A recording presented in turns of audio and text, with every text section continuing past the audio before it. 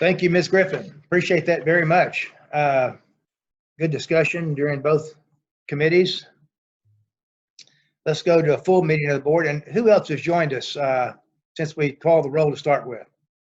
Mr. Rebels, I know, is here. Who else is? Mr. Hoot, Mr. Hoot, did you get on? Yes, sir. Okay. Anybody else?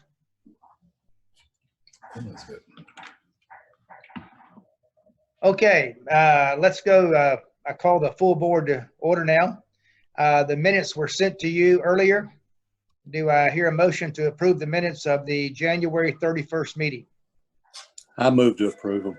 Let me go back just a second, Mr. Rebels, and the March 19th special meeting. Can I get your movement on those? I can't do that. I didn't attend that meeting, so. Okay. So moved. Second? Second. Good, thank you. All in favor, say aye. Aye. Aye. Anybody opposed?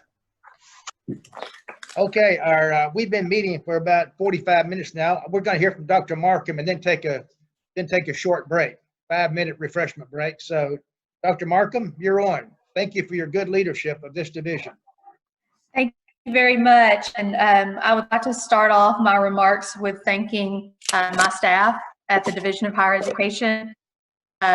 We had the monumental task, along with our institutions and all of our students across the state, of migrating from on-site operation to completely online within just a matter of days.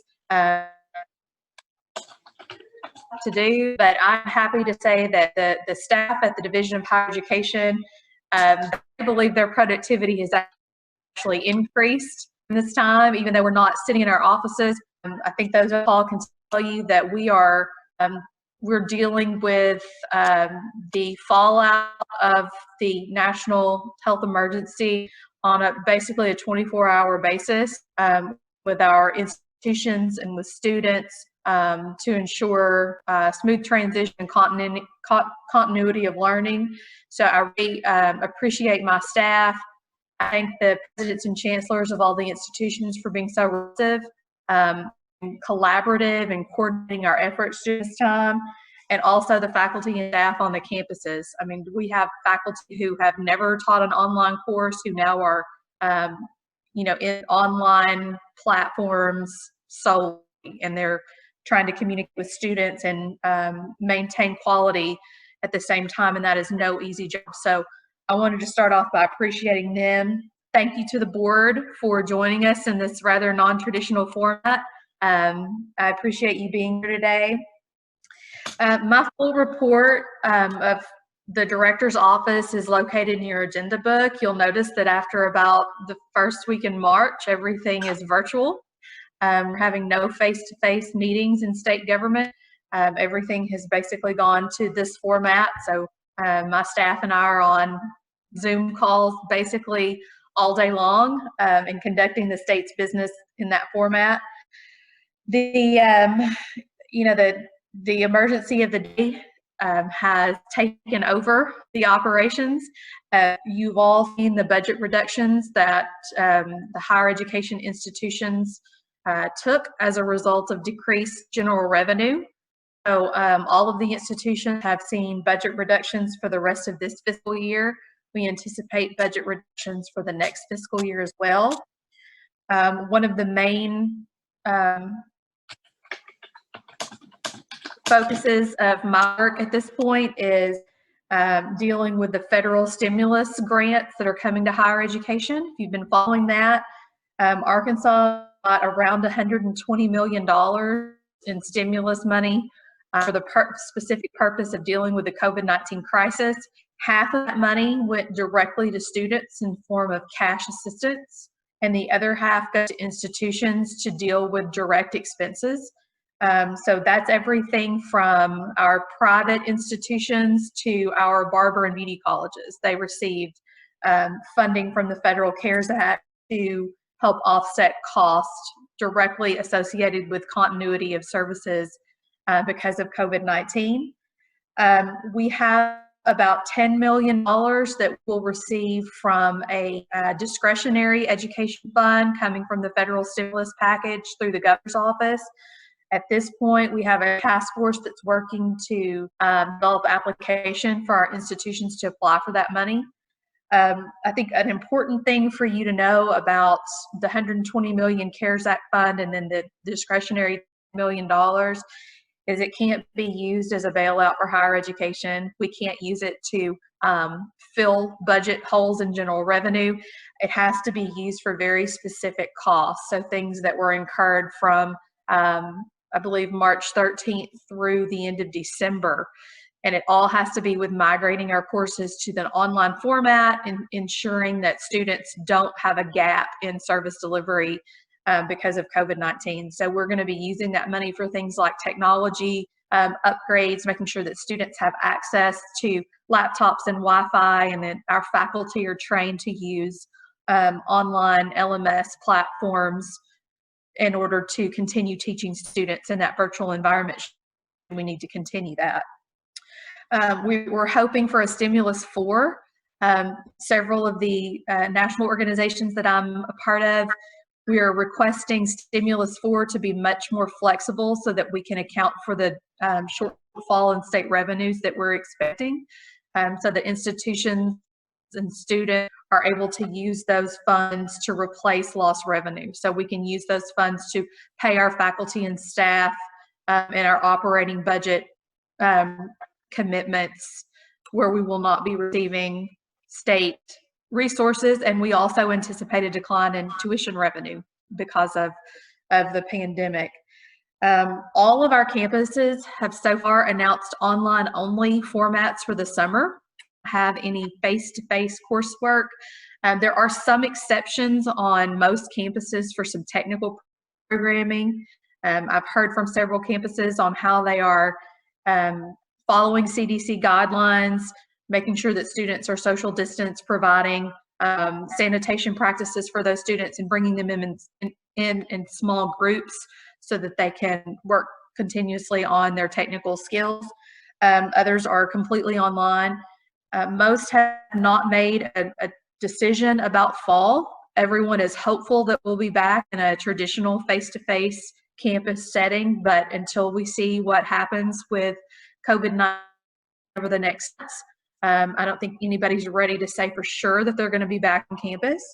So much of what the work we are doing with the stimulus fund will be to plan for the possibility of being in an online environment again in the fall. Dr. Carr submitted a great list of questions just prior to this board meeting related to that, to planning, how endowments are holding up, how reserves are, what is the recruitment plan. So I'm going to be sending out a questionnaire to our institutions, so you can expect that from me in the next week, to summarize for you, the board, what institutions are doing to plan for the fallout of both the financial side, the enrollment side, how they expect this to look when we come out of this. So I'll be sending that out to the presidents and chancellors, and then sending a report to the board summarizing that information. As far as students, we had the authority under the governor's emergency declaration to suspend some of the rules around our programs. We have suspended rules for scholarshiping, so that basically any student that was on a state aid program in the spring of 2020 will not have to meet the same continuing eligibility requirements as they have in the past. So if they needed to drop classes, or if they were at an institution that went to a pass-fail grading scheme for the spring, that would not be negatively affected in their continuing eligibility. So students, we wanted to make sure that they felt confident that regardless of what happened in the spring, they're going to be eligible for their state aid in the fall. So I think Dr. Carr wanted to take a quick break, and when we come back to continue my remarks, and in response to Mr. McNeil's questions about the RON funds, Executive Director Robert Nordmark is on the phone. He's going to give us a brief update and overview about the research supported by the RON program. So if we want to take a break, if you've got any questions for me, and then when we come back, Dr. Nordmark will be on the phone. Any questions one for Dr. Markham before we take a break? I have a question. This is back to what Kevin said earlier. I'm curious. I realize that it's on you said it was on everybody's mind related to the overlap of courses, specifically as it relates to sort of a movement of everything to be online.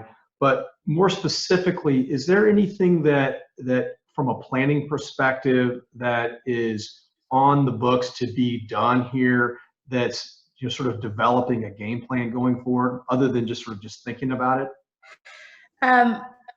Well, we don't have any policies around duplication of individual courses.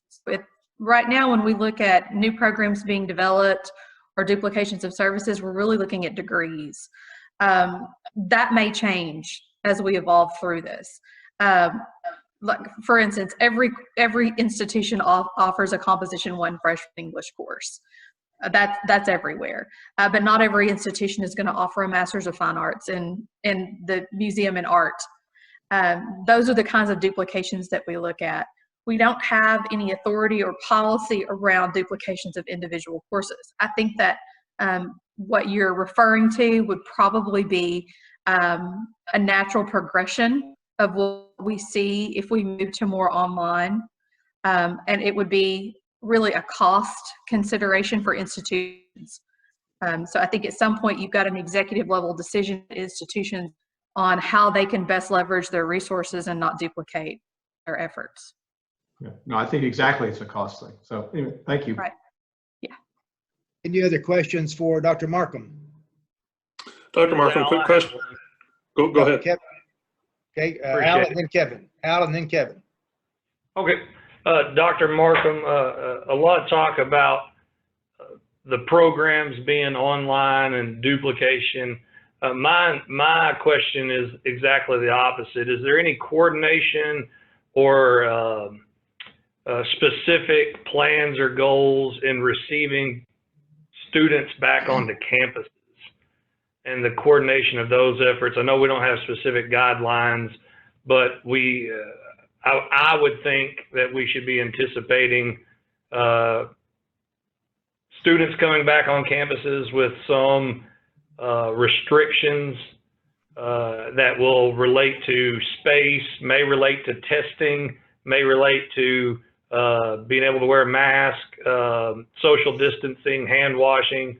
Are you aware of any specific committees or processes preparing, looking ahead to that? That work is going on at the campus level. And yes, all of our campuses are taking that into account.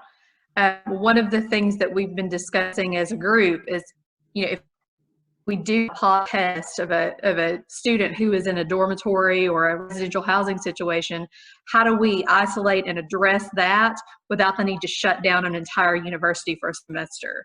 So as we move forward, what are our mitigation and containment strategies?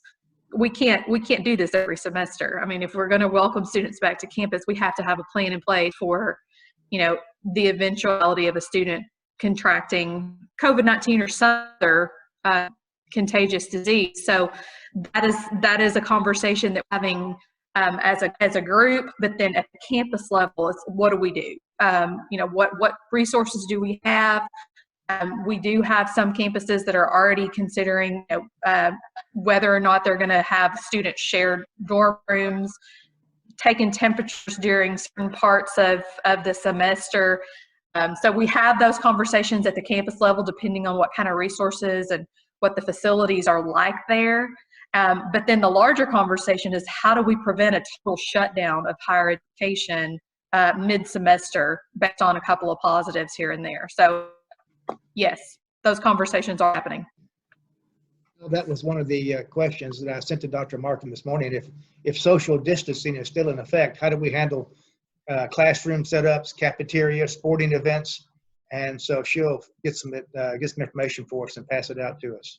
Thank you, Dr. Markham. Mr. Anderson.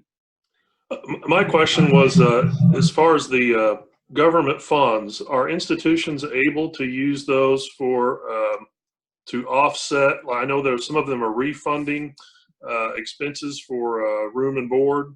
Are they able to use those federal funds to offset that? So the $60 million that was for students had to be cash, so that you couldn't credit an account or anything like that. So that had to be cash funds directly to the student.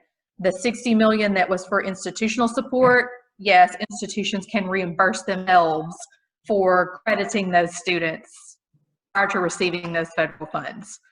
Okay, so, okay. Can I ask? Yeah. Sorry to interrupt you. The only other comment I had, well, I'll just follow up on where I originally just started the discussion about overlap and how that's going to change. I guess I'm thinking more, if I'm a larger institution, I'm probably thinking more about other larger institutions in other states and what this does in terms of competition, for lack of a better word. And if I'm a mid-size or smaller size institution, just from my own experience owning a business, and competition starts coming from everywhere, which is what online courses potentially is doing or will do, is we have to focus, we have to figure out what we're really good at and really focus on that. Mm-hmm. And what we're not good at, and not try to be all things to all people, as is like in my example, is a smaller business. And that's what's on my mind for the mid or smaller size institutions, and maybe where hopefully we can play a role is helping them coordinate and think through that, is what are we really good at? And the good news is we can now do that across a lot bigger geographic area. And the bad news is the things we're not good at, we're going to have a lot of competition from everywhere else, and maybe we de-emphasize or we put less focus on that. That's what's in my mind in terms of maybe where we can play a role and help institutions strategically figure that out. That's where I'm coming from with those comments. Mr. Anderson, thank you very much. Mr. McNeil, you have a question. Yes, sir. Director Mark, I'm just curious, with the $120 million, can you tell us a little bit about the allocation methodology and how that went? Did it specify it, or did somebody get to decide how you allocate $120 million? Well, someone did. It was allocated based on the full-time equivalent count at an institution.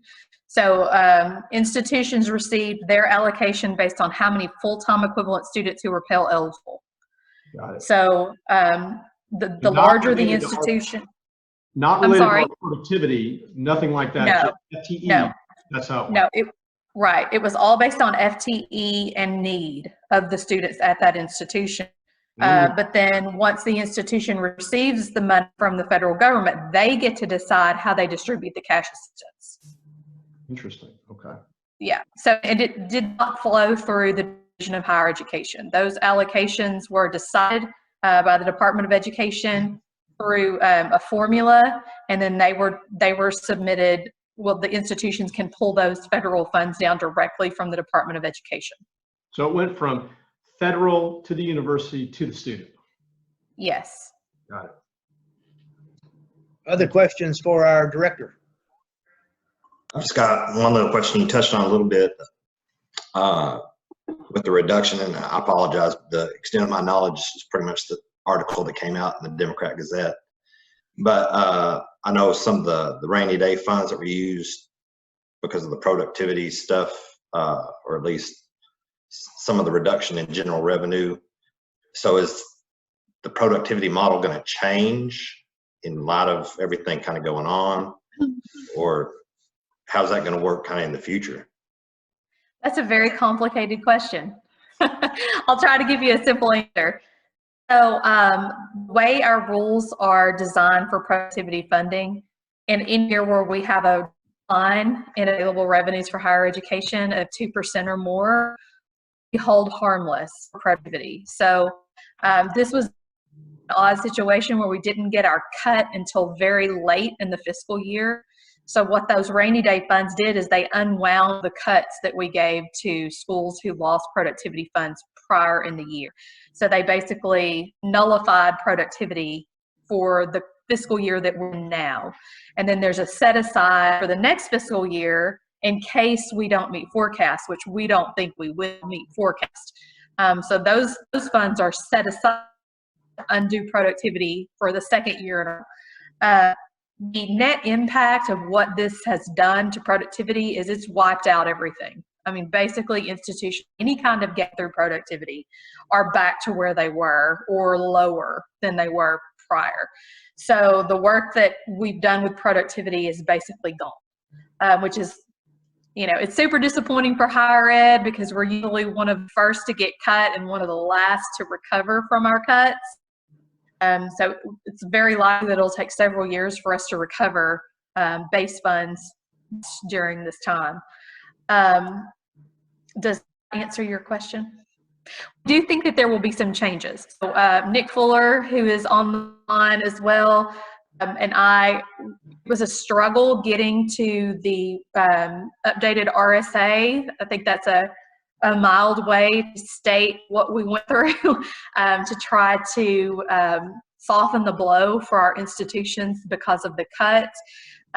We had never been in a situation since productivity started where we saw the declining available general revenue for higher ed, and the rules, which we thought were pretty tight, were then subject to interpretation by a lot of different stakeholder groups. And we don't believe that they were interpreted in the spirit and the manner in which they were written. So we do plan to make some suggestions to tighten up some of the rules around distribution of funds should we be in another downturn and need to recommend reductions for higher ed. So I think there's always be changes to productivity. We have the standing group and we make changes basically every 2 years to the rules and continue to do that to review it and look at ways to improve it. But then just from a distribution standpoint, we're going to have to tighten up some of the rules around how we handle declines in revenue. Thank you, Dr. Markham. Any other questions for our director? Okay, I show 11:04. Let's take about a 6-minute break and come back together at 11:10. You might want to just leave your computers on and take a refreshment break. We'll be back in about 6 minutes. Okay, thank you.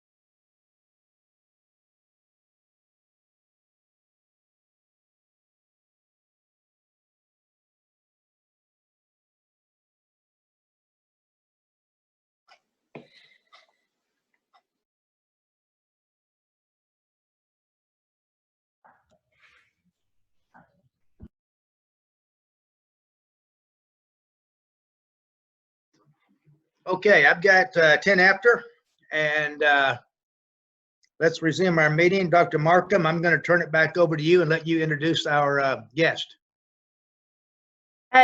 Yes, I was happy to hear from Robert Nordmark. There were a couple of questions about the online mineral lease fund distributions and what those were used for. So he reached out to me and said he'd be happy to talk about those. So I'm introducing the Executive Director of AHECB, Dr. Robert Nordmark. Good afternoon. Can everyone hear me okay? Yes. Great. Thanks for the opportunity, Dr. Markham. Is there a possibility for some screen share so I could visualize what I'm trying to discuss? I'm going to attempt to share the screen right now.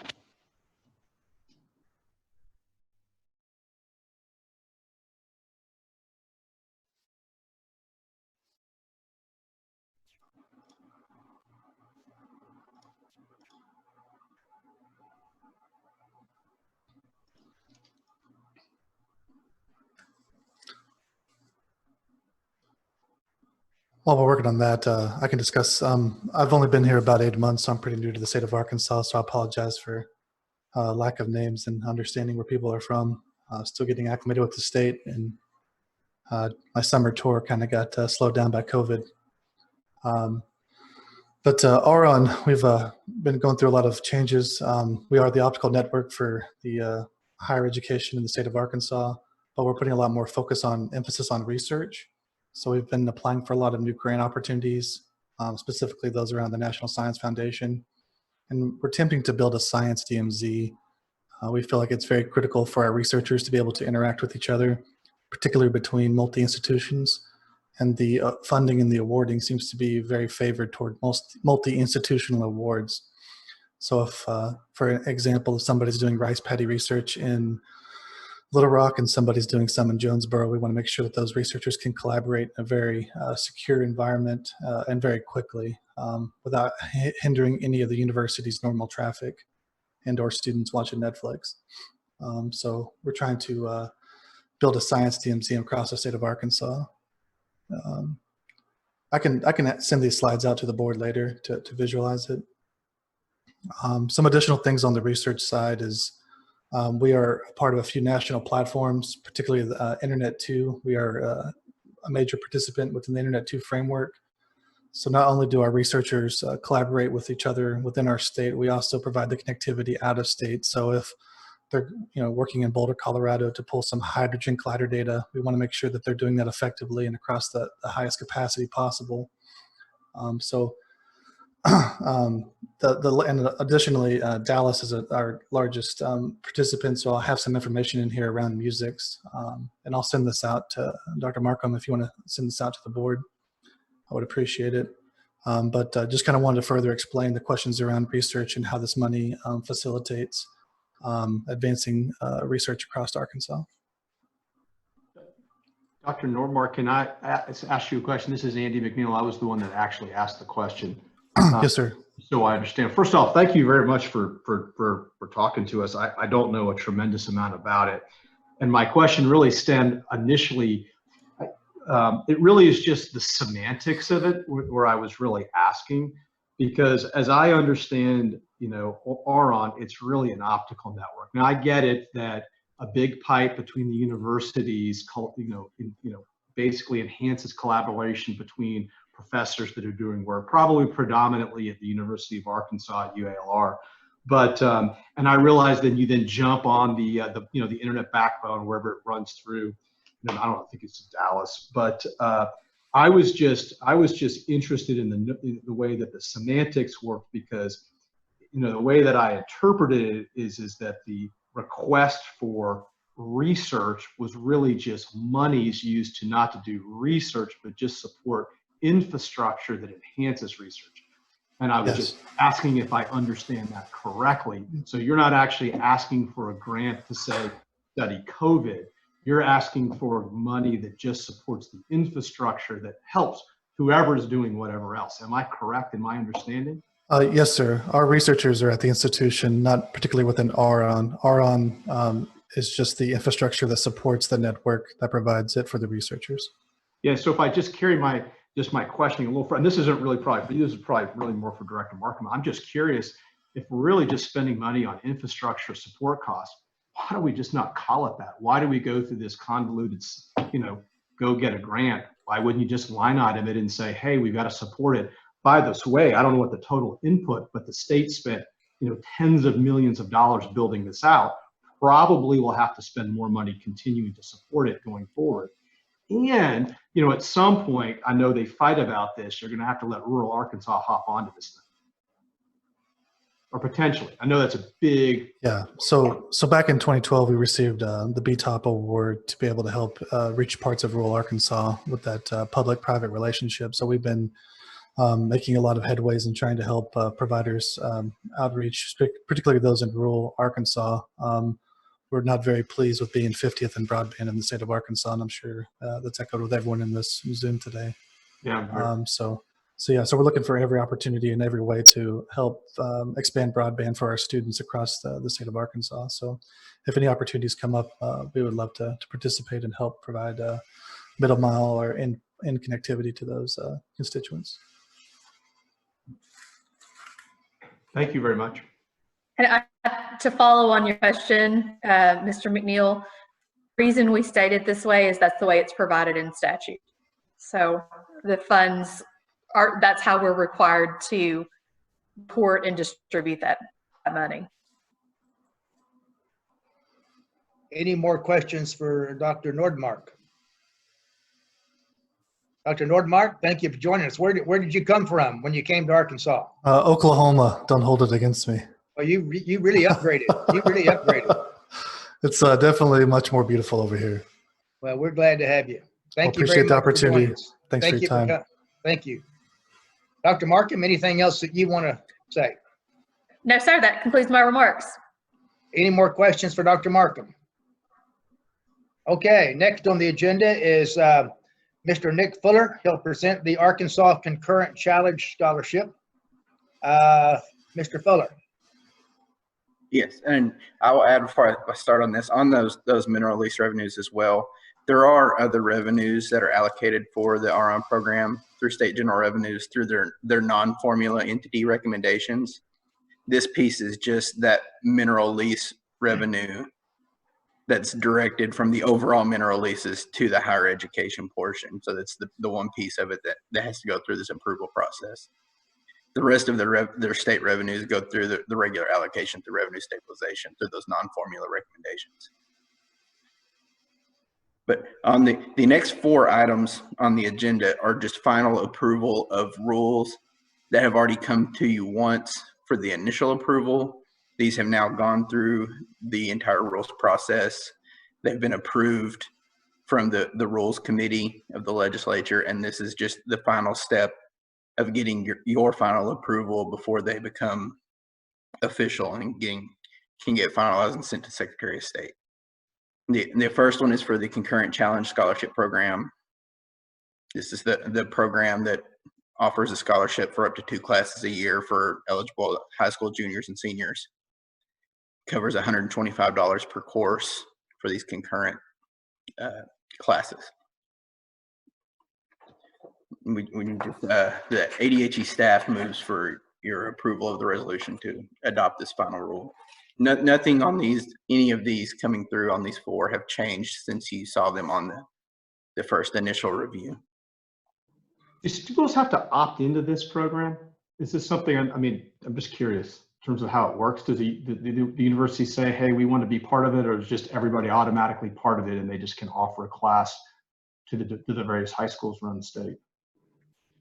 There are steps that they have to do to be able to qualify. They have to discount the course cost by up to 50%. It's, there's the limit of 2 courses a semester that a student can be paid. But the big thing is the school itself will have a roster of all of the students that they have offered this program to for this semester, and they will send the roster to us, and they've already validated that they meet all of the requirements, and then we will send the funds back to them to reimburse the school, to pay the school for the scholarship. we started this, it should have been in effect for the spring semester, and then any school that wanted to go ahead in the fall of this past year could go ahead and do it, and we would reimburse that cost to them if they provided the scholarship up front. And so we are just now, with the approval of this rule and everything, in the position to where we can start paying these scholarships back to them probably within the week. And I assume we expect, I saw some article like, and I don't know if I've got this number right, but a pretty substantial number of students participated, high school students in Arkansas participated in concurrent learning in the last couple of years. Am I right about that? Like 10,000 plus? I mean, it was a big number. Yes, yeah. I don't have a detailed number on that for you, but yes, there are. Yeah, interesting. Thank you. Yes. Of course, one of the principal purposes for this was to get students at the junior and senior level of high school to begin to think about post-secondary learning.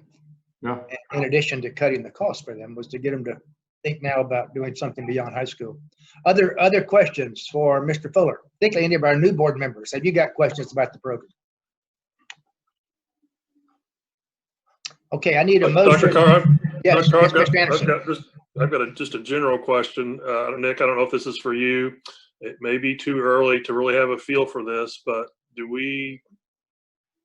as far as lottery proceeds and what's going to happen to those over the next few months or the rest of the year and how it impacts these programs, do we have a sense for where that is right now and where that's going to be, and what is our plan if those revenues come up short? I mean, obviously, right now they are looking down. With, nobody's getting out, going in to the stores and buying lottery tickets for the most part. But the revenues are down. But we do have had enough this year to be able to fund the Academic Challenge program already for those scholarships. The concurrent challenge, this one, our other workforce challenge program scholarship that we started last year, the $800 per semester. Those are both funded from excess proceeds from prior years. So there was plenty of money in that excess pot to be able to cover any of these. And there's still quite a bit of money in that excess pot of funds.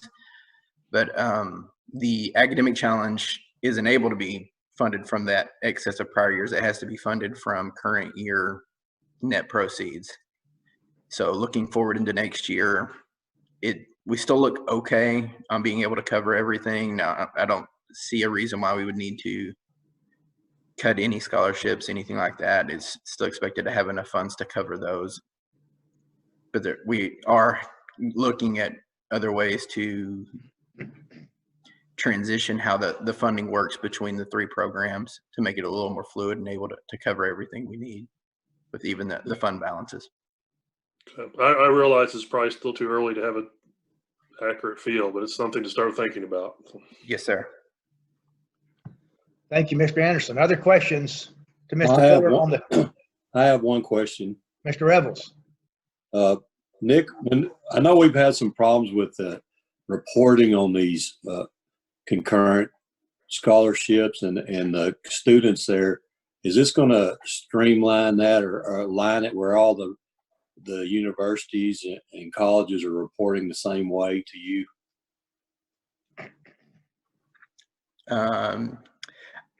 I don't know that it will. I mean, the only thing on this is they all have to report the same way for the ones that will receive the scholarship. Okay. They won't have to report everyone that's taking a concurrent course on the campus the same way. So this just, okay, I understand now. Okay, thank you. Any other questions for Mr. Fuller? Can I get a motion to approve the Arkansas Concurrent College Scholarship? So moved. College Scholarship, excuse me. Greg, approved. Second? All in favor signify by saying aye. Aye. Aye. Aye. Anyone opposed? Okay, Mr. Fuller, agenda item number 3, action item number 3. So I think this one is item number I'm sorry, 4. number four, my mistake, yes. All right. This item is another rule that we actually reviewed probably a year ago, I believe, for the advanced placement credit policy. This is policy that requires institutions to award course credit for exam scores of 3 or greater. Again, on this one, nothing has changed since the initial rule that you all saw back last year, and the staff recommends approval of this final rule. Any questions for Mr. Fuller on this? Can I get a motion to approve the advanced placement credit policy? So moved. Is there a second? Second. Second. All in favor signify by saying aye. Aye. Aye. Anyone opposed? Okay, action agenda item number 5, Mr. Fuller. The next item is the policy on tuition and fees for non-traditional documented immigrants. Again, this is a rule you all have reviewed in the past. It went through the rules process. This allows institutions that want to provide in-state tuition to non-traditional immigrants. That what our rule says that the institution will establish a policy and then submit that policy to our division. So, and we do have on file, I'm not sure all of the institutions, but we do have a file of the ones that have submitted those in the office. Questions on this? Nick, how many institutions were required to change their current policy to comply with this? No one is required to change the policy. Okay. It's a offer. If they want to, they can do this, but no one is required that they have to do it. Nick, for our new board members, what is a non-traditional documented immigrant?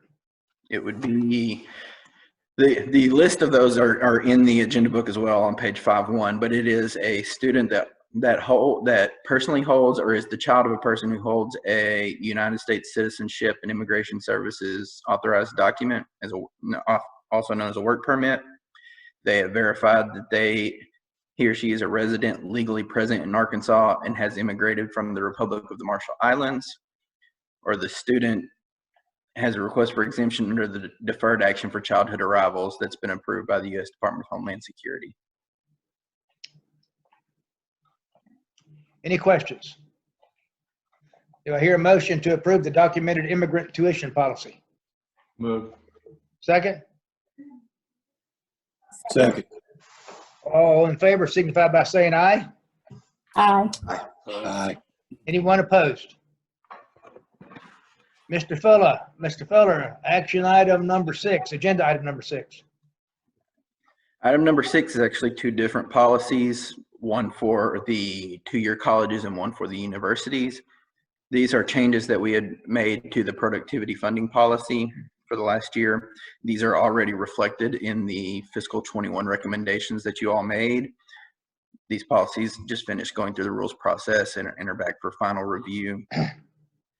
These were changes that were made for various things involving on the two-year side. It was the weighting for the different measures has been changed. Let me see the diseconomies of scale has been adjusted to not negatively impact any institution. The workforce weighting was changed to match the STEM weighting, or I'm sorry, the high demand field was changed to match the STEM weighting in the formula. And then on the 4-year side, the only change was to the research metric, where it was changed to not negatively impact any of the institutions. Any questions for Mr. Fuller on this?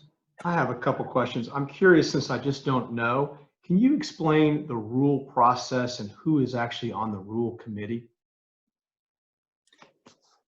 Sure. The rules committee is a legislative body that meets in the interim when the legislature's not in session that would review these rules. But the process in general is, we'll have something enacted into law, into code, something saying we need to promulgate rules, or with these instances, the funding work group proposed some changes to our policy. So we make the change, we present the initial rule to you all for first approval.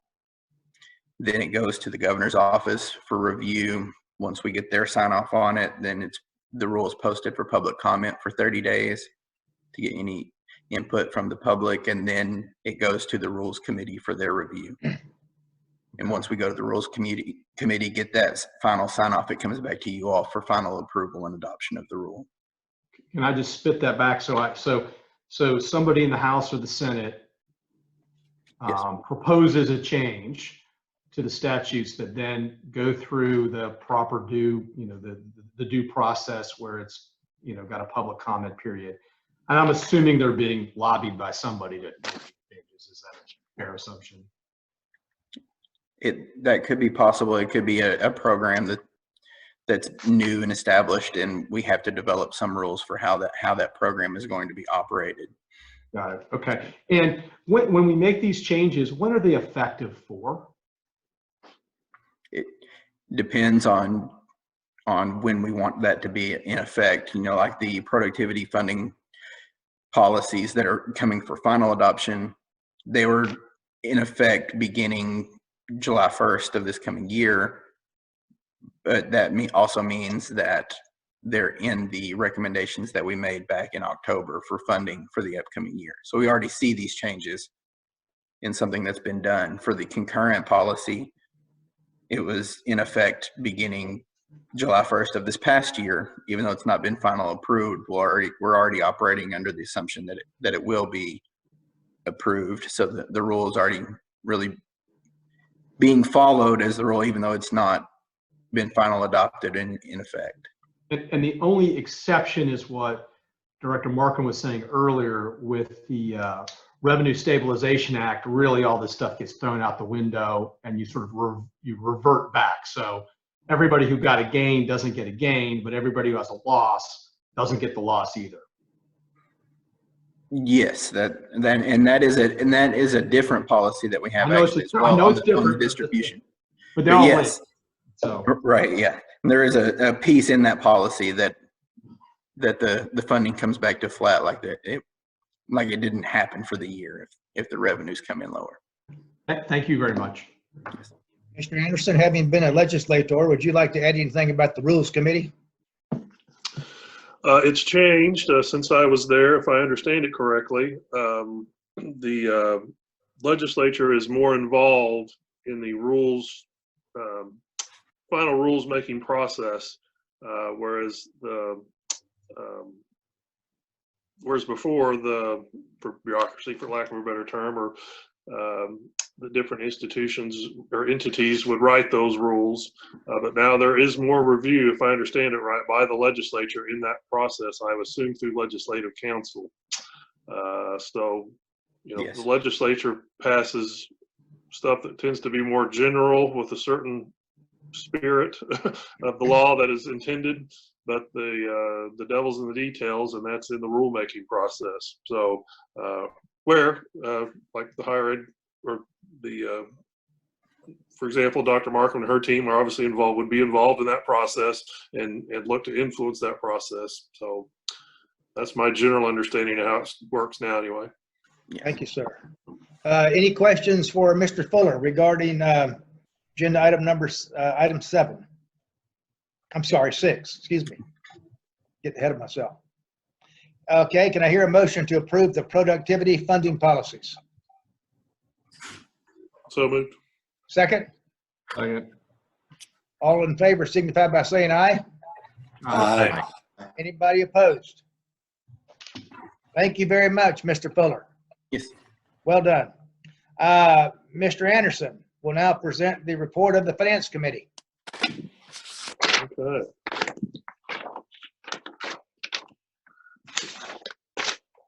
So the Finance Committee recommends the approval of agenda item number 7.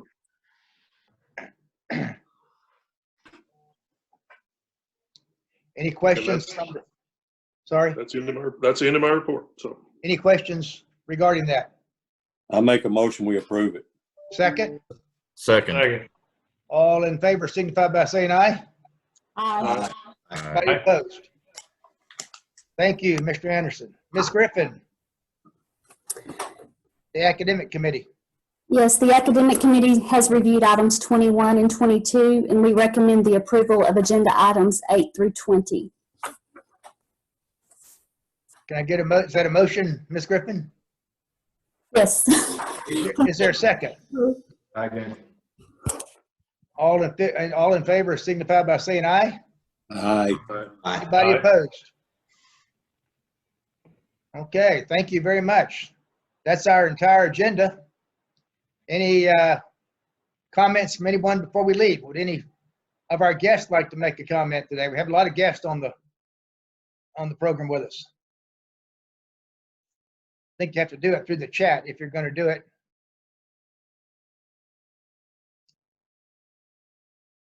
Seeing none, hearing none. Our next quarterly meeting will be held on July 31st of this year, hopefully at ASU Jonesboro. If not, we'll be online again. But right now we're planning for July 31st at ASU Jonesboro. Thanks to all of you today for this interesting meeting online. And do I hear a motion to adjourn? So moved. Second. Second. All in favor signify by saying aye. Aye. Anyone opposed? Thank you very much. Stay safe. Wash your hands. Appreciate all of you. Thank you very much. Thank you. Bye-bye. Thank you, Dr. Carter.